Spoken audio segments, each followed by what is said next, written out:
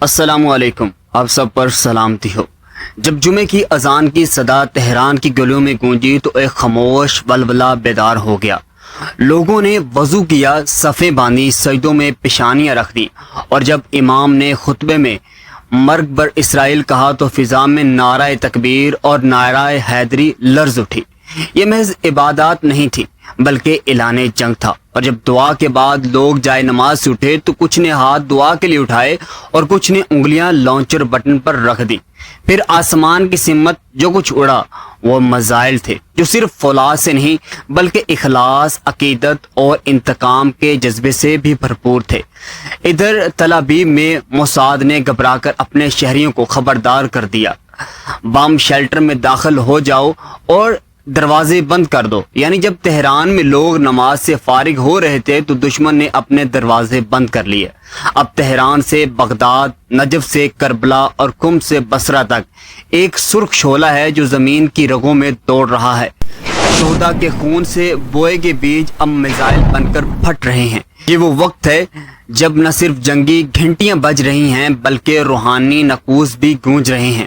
یہ کوئی عام حملہ نہیں، یہ قوم کی تیسری نسل کا تیسرا وعدہ، تیسرا انتقام ہے جو محراب سے نکل کر محاذ تک پہنچا ہے۔ جنہوں نے نماز پڑھی وہی اب جنگ لڑ رہے ہیں، اور جو دروازے بند کر رہے ہیں وہ جانتے ہیں کہ اب ضربیں صرف فولادی نہیں نظریاتی بھی ہیں۔ میں ہوں محسن علی بخش اور آپ دیکھ رہے ہیں امید نیٹ ورک۔ ناظرین، ایران نے اسرائیل پر ایک اور بھرپور حملہ کر کے جاری جنگ میں شدت پیدا کر دی، اور اس بار نشانہ حیفا کا تجارتی شہر بنا جہاں تقریباً 30 میزائل داغے گئے۔ یہ حملہ سالب انداز میں کیا گیا، یعنی ایک ہی وقت میں کئی میزائل داغے گئے تاکہ اسرائیلی دفاعی نظام ان کا بیک وقت مقابلہ نہ کر سکے۔ حیفا کے حساس صنعتی علاقوں کو نشانہ بنایا گیا جہاں ایک میزائل نے اپنے ہدف کو ٹھیک نشانہ بنایا۔ جیسے ہی میزائل گرا دھوئیں کے بادل اٹھنے لگے اور پھر شہر کے مختلف حصوں سے دھماکوں اور آگ کے شعلے بلند ہونے لگے۔ اسرائیلیوں نے اس حملے کو ایران کی طرف سے اسرائیلی جارحیت کا رد عمل قرار دیا۔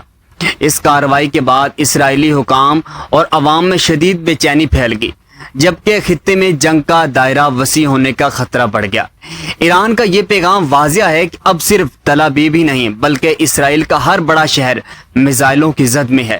دوسری طرف ایرانی مزاحمت کی فضا میں ایک بار پھر امید کی روشنی پھوٹ پڑی ہے۔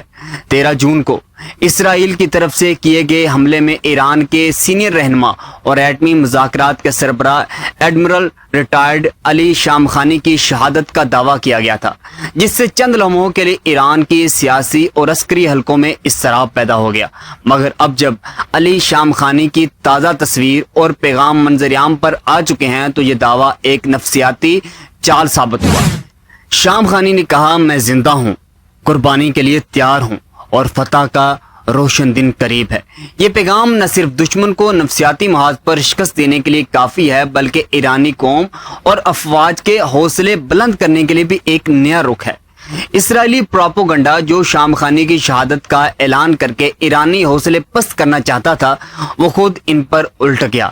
ایران نے ایک بار پھر واضح کر دیا کہ ان کے قائدین نہ صرف محفوظ ہیں بلکہ ہر لمحہ قربانی اور مزاحمت کے لیے بھی تیار ہیں۔ اب ہر لمحہ نئی خبر، نئی پیش رفت اور نئی حکمت عملی سامنے آ رہی ہے۔ علی شام خانی کا زندہ ہونا نہ صرف ایران کی معلوماتی اور حفاظتی قوت کا ثبوت ہے بلکہ یہ بھی پیغام ہے کہ جو قوم اپنے سپہ سالاروں کی جان کو امان میں رکھ سکتی ہے وہ دشمن کے دعووں سے مرعوب نہیں ہوتی۔ دوسری طرف وہ میزائل جس پر مغرب کئی دنوں سے تحقیق کر رہا ہے کہ آخر یہ ایران نے کیا چیز داغ دی۔ ایران اور اسرائیل کے درمیان تنازع میں نہ صرف میزائلوں کی بارے یا دفاعی نظام کی آزمائش ہوئی ہے بلکہ پورا خطہ طاقت، ٹیکنالوجی اور جدیدیت کی ایک پیچیدہ جنگ کا منظر بن چکا ہے۔ بدھ کی رات ایران کے پاسداران انقلاب کی جانب سے کیے گئے میزائل حملوں کو آپریشن وعدہ صادق 3 کا نام دیا گیا۔ اس میں جس ہتھیار کو پہلی بار مرکزی حیثیت دی گئی وہ تھا سجیل 2، ایک درمیانی فاصلے تک مار کرنے والا بیلسٹک میزائل جو ایران کے میزائلوں پروگرام کی طاقت، خود انحصاری اور ٹیکنالوجی کی ترقی کی علامت بن چکا ہے۔ سجیل 2 2 مرحلوں پر مشتمل ٹھوس ایندھن سے چلنے والا میزائل ہے جو 2000 کلومیٹر تک ہدف کو نشانہ بنانے کی صلاحیت رکھتا ہے۔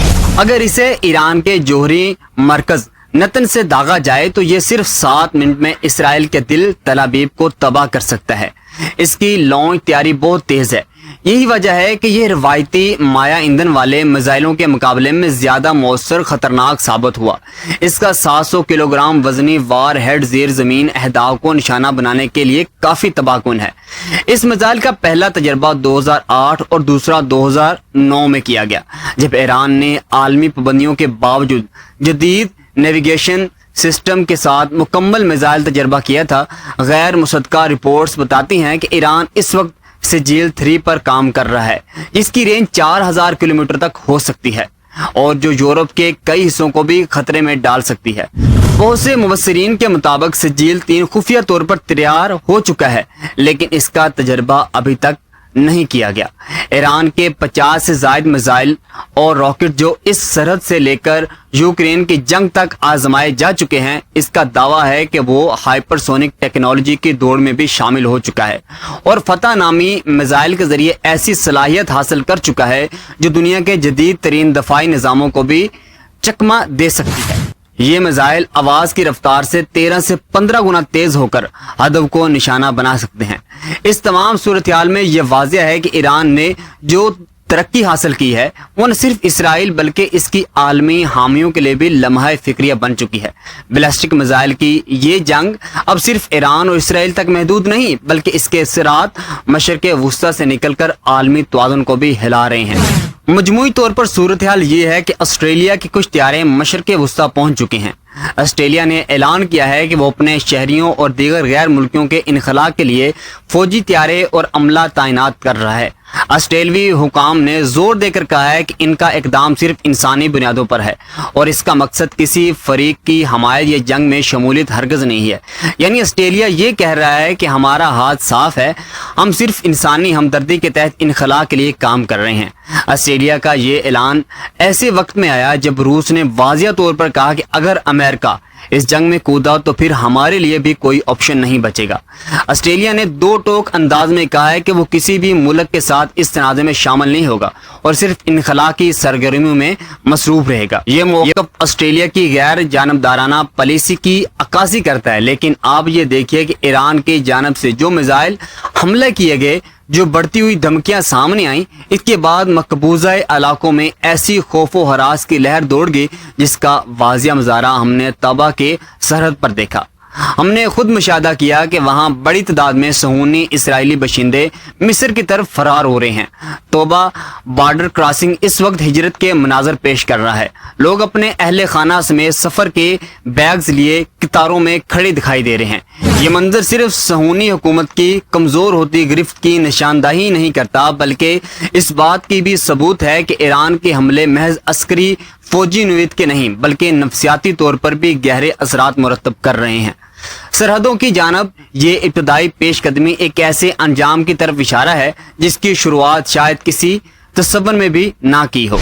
جبکہ دوسری طرف اگر ہم ایران کے مناظر دیکھیں جن کے بارے میں امریکہ اعلان کر چکا ہے، یورپ اعلان کر چکا ہے، نیٹو انہیں تباہ شدہ قرار دے چکا ہے اور اسرائیل خود ان کے دفاعی نظام اور فضائی برتری کو مد نظر رکھتے ہوئے انہیں زمین کے اندر دفن کرنے پر تلا ہوا ہے، تو ایسی صورتحال پر ایران کے مختلف شہروں میں جب جمعے کے دن کے مناظر دیکھے گئے تو صرف عبادت کے اجتماعات نہیں تھے بلکہ قوم کے غیر متزلزل عزم کا اظہار تھا۔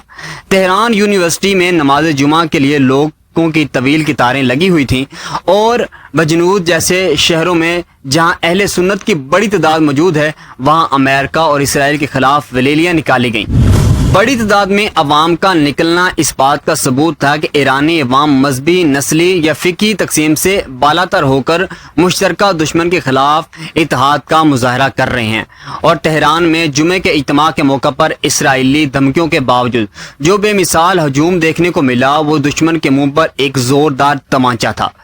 اس ہجوم نے عالمی میڈیا کو حیرت میں ڈال دیا اور ایرانی میڈیا نے بجا طور پر اسے جنگ زدہ حالات میں ایک غیر معمولی اجتماع قرار دیا۔ یہ اجتماعات اب محض ایک مذہبی فریضے سے بڑھ کر ایک سیاسی منظر نامے میں اپنی مضبوط پوزیشن اختیار کر چکے ہیں۔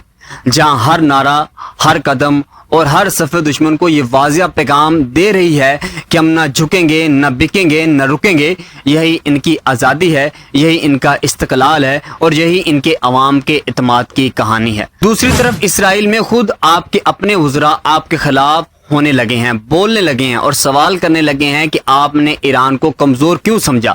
ادھر ایران کا منظرنامہ یہ ہے کہ اپوزیشن لیڈر کھڑا ہو کر یہ بیان دیتا ہے کہ اگر تم یہ امید رکھتے ہو کہ ان حالات میں ہم اپنی حکومت کے خلاف بولیں گے، یہ تمہارا وہم ہے، یہ تمہاری خام خیالی ہے۔ یہ ہے متحد ہو کر پیغام دینا جس نے اسرائیل کی بنیادوں کو ہلا کر رکھ دیا۔ مجھے دیجیے اجازت، اللہ نگہبان۔